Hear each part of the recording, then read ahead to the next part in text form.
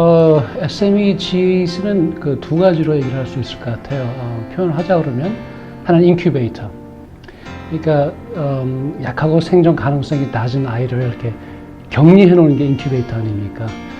그리고 그런 인큐베이터에서 그 학생들을 강하게 살아남을 수 있도록 생존 훈련을 시키는, 그러니까 즉 입학이 아닌 졸업 때까지 살아남을 수 있도록 강하게 훈련시키는 서바이벌 캠프.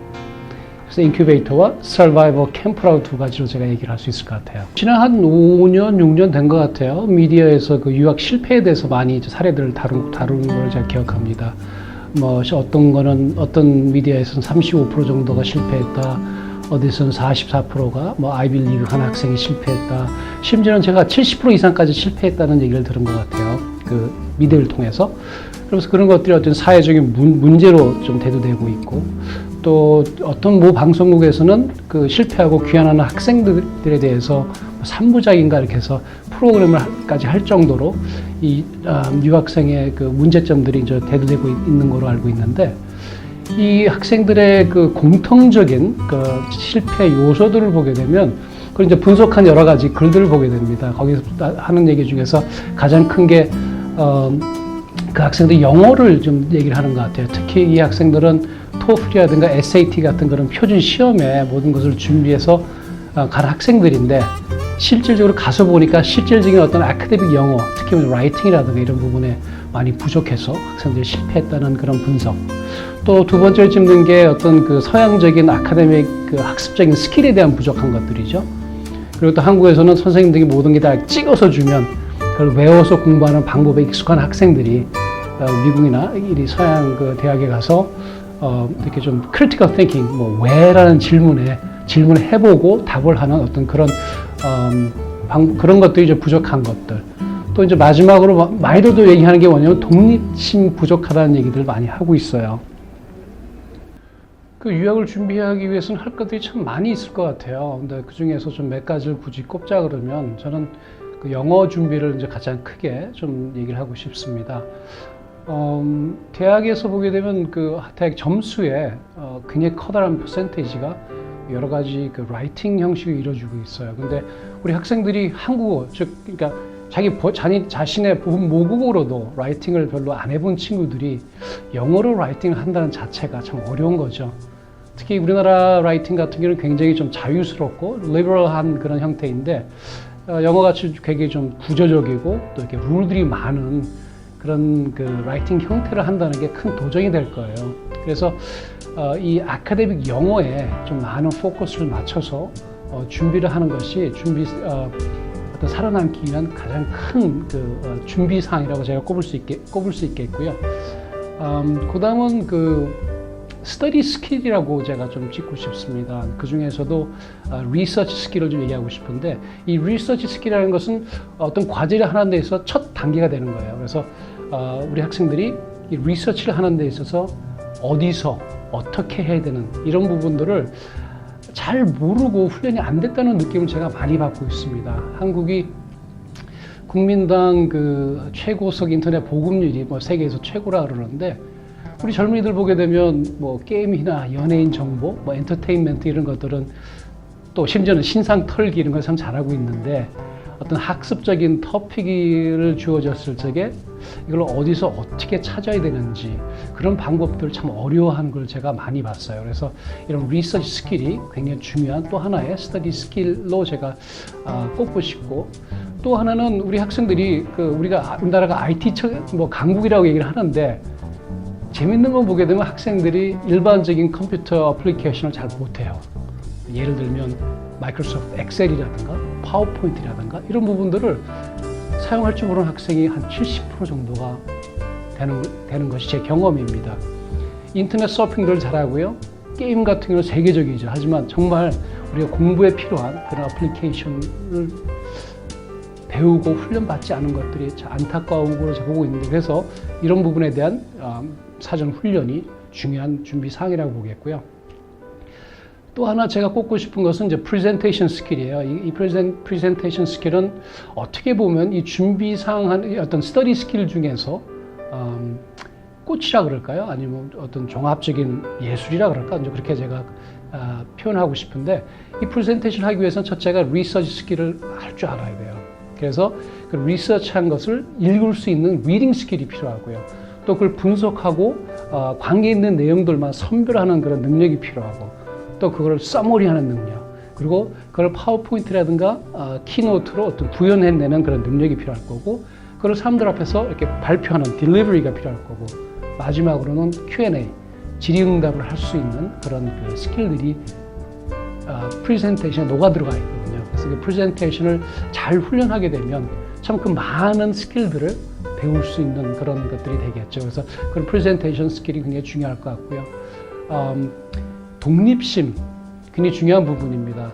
한국에는 보게 되면 학생들이 초등학교 때부터 수능에 많이 포커스를 하기 때문에 이제 부모님들이 다 특히 어머님이 모든 것을 맞춰주고 계신데 그러다 보니까 뭐 캥거루맘, 뭐 헬리콥터맘 이런 얘기 나오고 있죠.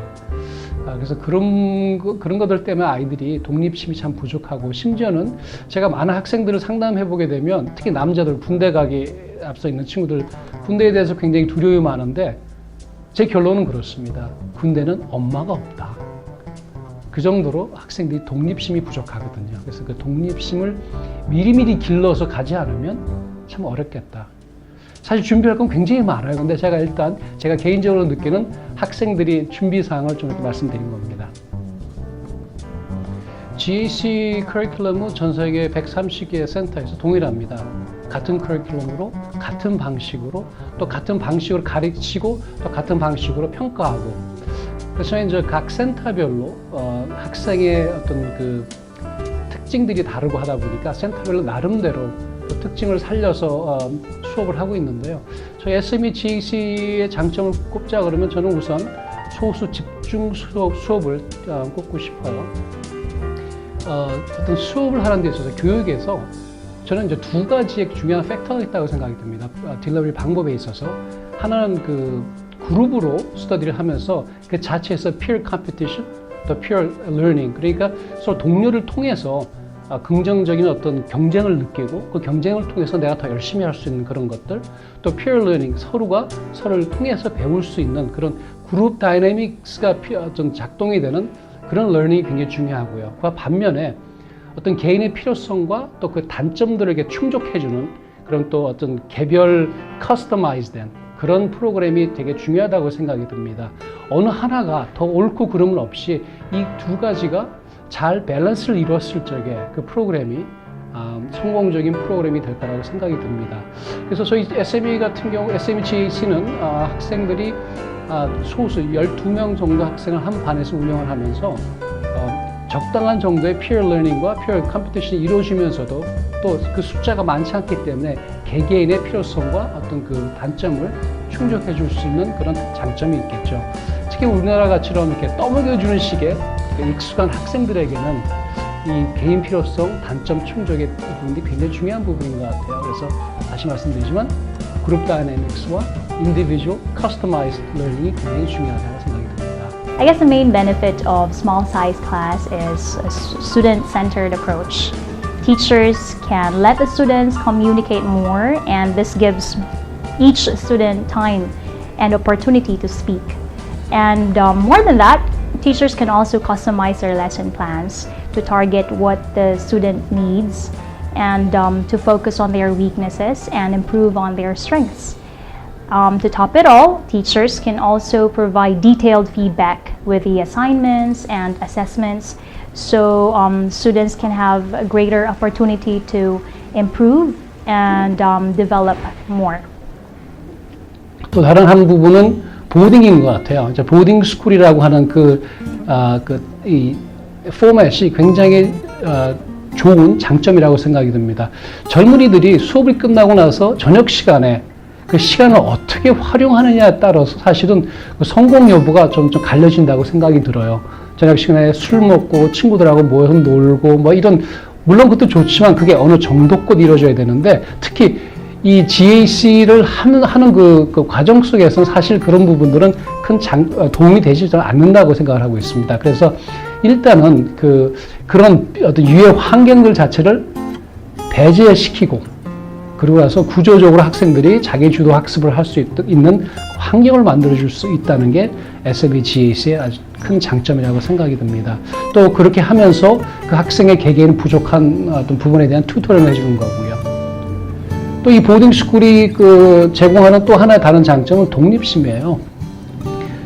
지금까지는 학생들이 집에서 엄마가 해주는 법, 엄마가 해주는 모든 것에 익숙해 있지만 일단 유학을 가게 되면 혼자서 다 해결을 해야 되는 부분들이거든요. 그래서 일단 실질적인 실전 게임 가기 전에 SME-GAC에서 어떤 보딩스쿨의 환경을 통해서 스스로 판단하고 결정하고 또 그런 것에 익숙지 않은 학생들에 대해서는 저희 스태프들이 코칭해주고 카운슬링 해주면서 스스로 판단하고 결정하는데 도움을 주는, 저희가 결정해주는 건 아니지만 도움을 줄 수 있는 그런 프로그램이 돼 있다는 것, 그래서 독립심을 키울 수 있다는 것, 큰 장점이 되겠고, 유학을 하면서요 3대 복 중에 하나가 룸메를 잘 만나는 거라고 얘기를 합니다.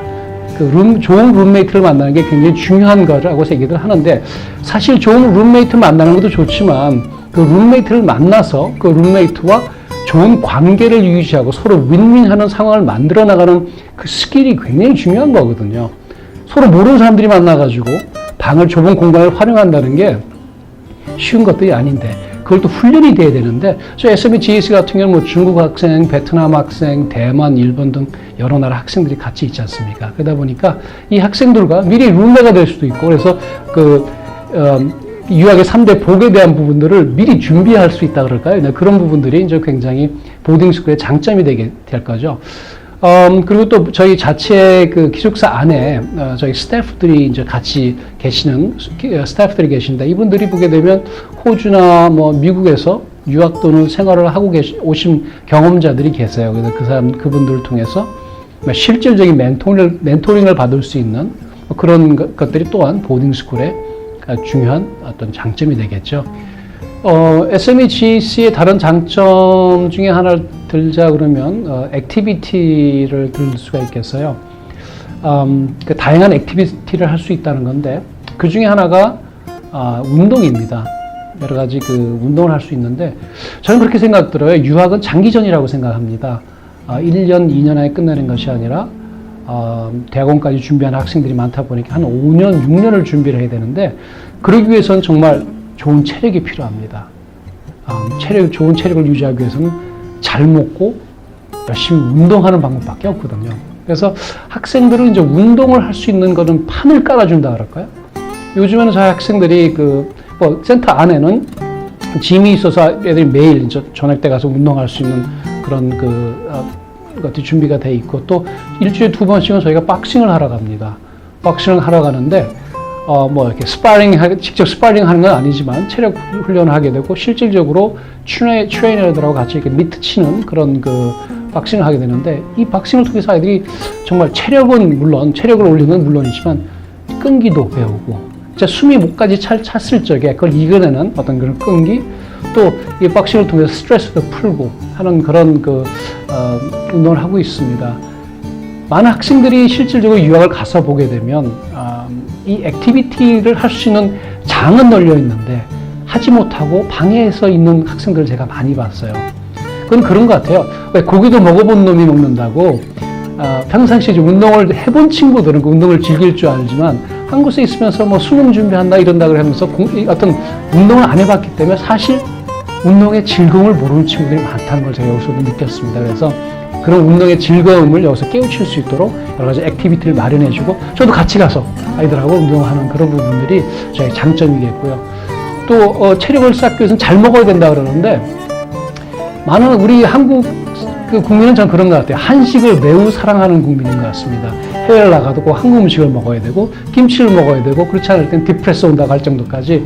그런데 사실 유학을 가게 되면 물론 한국 식당이 있는 동네도 있겠지만 그렇지 않고 정말 중국 식당도 좀 멀리 가 있는 그런 동네도 있어요. 그래서 학생들이 현지 음식을 먹고도 견딜 수 있는, 그러기 위해서는 그 음식을 좀 알아야 되고 음식의 맛을 또 이해할 수도 있어야 되고, 그런 부분이 좀 훈련이 되어야 된다고 저는 생각이 듭니다.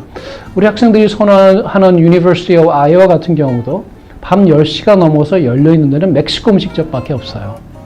그래서 학생들 늦게까지 도서관에서 공부하고서 뭐를 먹고 싶은데 갈 데가 멕시코 음식점밖에 없는데, 그 멕시코 음식에 특이한 플레이버 자체를 익숙치 않으면 그것도 못 먹는 거죠. 그러면 결국 하는 게 뭐냐면 내일 컵라면 먹든가 아니면 피자 시켜서 먹는 참 그런 안타까운 일들이 있어서 저희는 학생들하고 자주 주말마다 맛집 원정대라는 것을 만들어서 먹으러 다닙니다.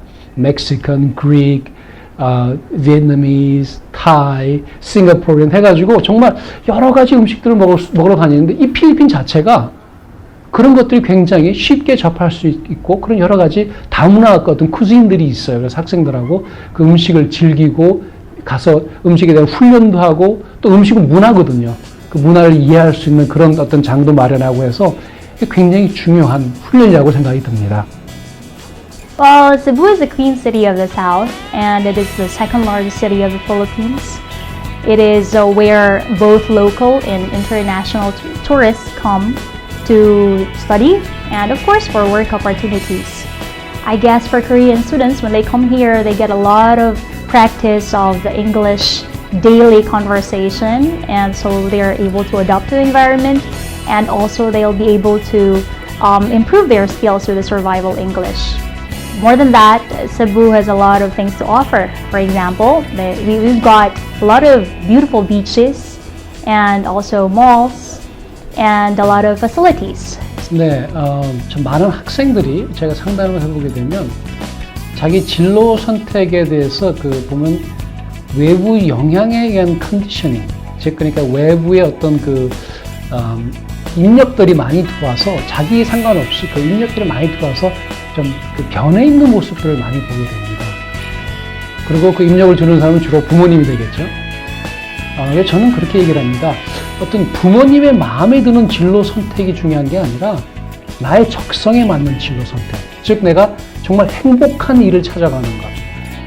그게 참 중요한 그 진로의 진로 선택이라고 생각을 하고 있고요. 그래서 그 진로를 기초로 해서 나의 능력, 또 자원을 또 생각을 하고 또 중요한 건 또 시장의 트렌드를 좀 고려해야 될 것 같아요. 그래서 시장의 트렌드를 고려해서 나의 진로를 선택하는 그런 부분들이 굉장히 중요하지 않을까 저는 그렇게 생각을 합니다. 제가 미국 예를 들게요. 미국은 대학이 한 4,500개가 넘는다 그래요. 그러다 보니까 전공도 엄청나게 많고 세분화되어 있습니다. 우리 한국 학생들 보게 되면 많이 가는 게 엔지니어링, 비즈니스, 마케팅, 굉장히 좀 이렇게 많이 알려진 그리고 좀 아주 스페시픽한 것보다는 좀 일반적인 그런 전공들을 많이 가는 걸 제가 보면서 좀 안타까운 부분들이 있어요. 물론 그런 분야에 자기 관심이 있어서 가는 관심 있고 뜻이 있고 그게 나의 정말 행복한 일이라고 해서 가는 친구들이 있겠지만 또 한편으로 보게 되면 남들도 하니까 그게 가는 친구들을 제가 많이 봤어요. 그래서 저는 조금 더 학생들이 어떤 전공을 선택하는 데 있어서 좀 더 구체적인 스터디를 하고 좀 더 구체적으로 전공을 정했으면 좋겠다는 그런 바람입니다. 제가 한 예를 들어서 케미스트리 화학 쪽에 관심 있는 친구들이 있었어요. 이 친구들하고 얘기를 하다 보면 어떤 친구는 내가 학자로서 나가겠다는 친구도 있습니다. 물론 그런 친구들은 정말 케미스트리 원리 아주 코어 케미스트리로 가서 학자가 되는 방향도 있겠지만 케미스트리를 좋아하지만 그 학자로서보다 다른 방향을 원한다면 요즘에 CSI를 하면서 이제 과학수사대가 굉장히 많이 알려졌는데 이 CSI에서 하는 과학수사는 케미스트리 베이스입니다. 그래서 미국의 많은 대학들이 이 forensic science하고 forensic chemistry라고 얘기합니다. 이제 그쪽으로 가는 그런 방법도 있겠고 또 그 시장의 트렌드를 생각해 볼 적에 인더스트리얼 하이진이라고 하는 그런 아주 재밌는 전공도 있습니다. 삼성전자에서 어떤 거기는 일하는 직원들이 오랫동안 어떤 특정 직업 환경 속에 자극의 요소 노출돼 가지고 암이 왔다. 이런 케이스들이 들리고 있는데 그런 부분들을 조사하고 어떤 평가하고 방지하는 방법들을 끄집어낼 수 있는 그런 학문이 케미스트리 베이스고 그것이 인더스트리얼 하이진이라고 하는 전공입니다. 이것을 전공하고 오게 되면 한국에서도 굉장히 한국 지금 현재 움직이는 트렌드를 봤을 적에 유망한 전공이 아닐까 생각이 듭니다. 학생들이 이렇게 전공을 찾아서 자기가 원하는 이제 대학을 가게 되는데 그 전공을 찾기 전에 저희가 꼭 거쳐야 하는 중요한 프로세스가 있습니다. 이게 전공을 정하는 정말 중요한 프로세스인데요. 아까 말씀드린 학생이 행복하는 일을 찾을 수 있는 그것을 찾아주는 절차가 저희 그 상담 프로세스가 있습니다. 진로 흥미 검사를 해서 이 학생이 어느 쪽에 흥미가 있는지, 어떤 일에 흥미가 있는지 이런 것을 검사하는 테스트입니다. 전 사실 신이 사람을 만들 적에 이 사람은 어떤 일을 하면 정말 신나할까, 기뻐할까를 어떤 회로판에 미리 만들어 놨다고 저는 생각이 들어요. 그래서 이 테스트는 그거를 발견해내는 것들이거든요. 그래서 이 테스트를 통해서 실질적으로 테스트가 어떤 그 단순 결과치만 보는 게 아니라 그 안에 숨어 있는 것들이 있습니다. 아까도 얘기했지만 부모님이 좋아하는 진로, 이런 부분들을 학생들한테 컨디셔닝을 줬기 때문에 실질적으로 나는 A라는 걸 좋아하고 기뻐하는데 컨디셔닝을 통해서 B를 좋아한다고 얘기할 수도 있어요. 근데 이런 부분들을 이 테스트 안에 있는 수치들 깊이 들어가 보게 되면 그런 것들이 나옵니다. 그래서 저희는 그런 것들을 찾아내서 이 학생이 정말 어떤 일을 했을 때 행복해 할 수 있을까 찾아주고, 또 성격 유형 검사를 해서 이 학생이 공부할 때 어떤 식으로 공부를 해야 될지, 또 동료들이나 선생님들과는 어떤 식의 커뮤니케이션을 했을 적에 더욱더 효과적으로 할 수 있을지, 이런 부분들을 미리 검사를 하고 나서 진로를 정해주고, 공부하는 스터디 헤빗을 정해주고, 또 커뮤니케이션 스킬을 가르쳐주고, 이런 식으로 시작해서 공부를 준비를 해주고, 그리고 대학을 정해주고 하는 게 저희 프로세스입니다. 대학을 정해줌에 있어서도 어떤 대학의 이름이나 랭킹을 보는 게 아니라 정말 이 학생이 원하는 그 전공을 또 이 학생의 능력과 여러 가지 조건들을 맞춰서 가장 잘할 수 있는 학교를 찾아주는 게 저희 SME GAC의 포커스입니다. 처음에는 부모님께서 어머니께서 음식에 관련된 사업을 하고 계셔서 그럼 나도 그쪽이랑 가까우니까 한번 그쪽으로 가볼까 해서 아무 생각 없이 따라가는 쪽이었는데, 그런데 교수님과 상담을 한 적이 있어요. 대학교를 정하는 구체적인 상담을 한 날에 뭔가 끌리는 게 없다고 그래야 되나? 굉장히 거리가 멀게 느껴져서 제가 표정으로 좀 아닌 것 같다 이런 식으로 교수님께 표현을 했어요. 그랬더니 교수님께서 그러면 다른 거 한번 생각을 해볼까 하시면서 제가 저의 성격 검사 테스트랑 직업 진로에서 결과가 나왔던, 그리고 저가 좀 관심이 있었던 인사부 쪽으로 한번 생각을 해보자 하시고, 교수님께서 인사부과에 대한 뜻을 저한테 설명을 세계적으로 딱 해주셨는데, 그때 갑자기 저는 보았어요. 수많은 학생들이 GAC를 통해서 자신감을 회복하는 것들, 그리고 꿈없이 하루하루 살아가던 친구들이 GAC를 통해서 꿈을 찾았고, 또 그 꿈을 향해서 달려가는 걸 봤습니다. 그래서 저는 GAC를 정말 변혁의 학교라고 자신있게 말합니다. 그리고 63년도 마틴 루터 킹이 I have a dream이라는 연설물이 있죠. 많은 사람들에게 영감을 주었고 지금 현실이 되었지 않습니까? 흑인 대통령이 나왔고, 저에게도 꿈이 있어요. 정말 더 많은 젊은이들이 GAC를 통해서 자신감을 얻고, 또 그들이 자신이 정말 행복해하는 일을 찾아서 꿈을 품고 나가는 것이 저의 꿈입니다.